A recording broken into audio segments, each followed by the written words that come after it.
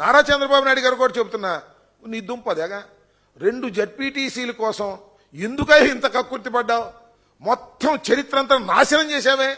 ఒక 100 సంవత్సరాలు వెనక్కి ప్రజాస్వామ్యాన్ని తీసుకువెళ్ళిపోయావే. నువ్వు సృష్టించినటువంటి ఈ సాంప్రదాయం చంద్రబాబు గారు నిన్ను వెంటాడదా? లేకపోతే మీ అబ్బాయిని వెంటాడదా? పోలీసుని ఈ రకంగా ఉపయోగించి బెదిరించి దొంగ ఓట్లు స్పష్టంగా వేసుకొని ఒక 10,601 ఓట్లు ఉన్నటువంటి పులివెందుల్లోనో లేకపోతే ఒంటిమిట్టలోనో గెలవాలనే నీ ప్రయత్నం ఏం ఉపయోగపడుతుంది చరిత్రలోనే అడుగుతా ఉన్నా.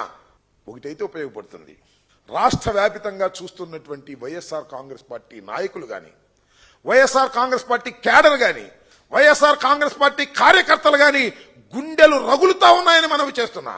ఇంత దుర్మార్గమైనటువంటి ఎన్నిక చేసి ఏమి సాధిస్తావని మనవి చేస్తున్నా. ఈ 2 గెలవకపోతే నీ ప్రభుత్వం పడిపోద్దా?